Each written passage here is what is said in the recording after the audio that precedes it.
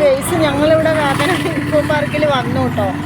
അപ്പോൾ അവൻ വന്നിട്ട് അവനപ്പോൾ ചക്കയൊക്കെ കൊടുത്തു. അവന് ഫ്രണ്ടും കൂടെ വന്നു. ഞാൻ ജസ്റ്റ് ഫോട്ടോ എടുത്തിട്ടുണ്ട്, കാരണം അവൻ തിരക്കിലായിരുന്നു. അപ്പോൾ ഞങ്ങളിത് തിരിച്ച് വീട്ടിലേക്ക് പോകട്ടെ.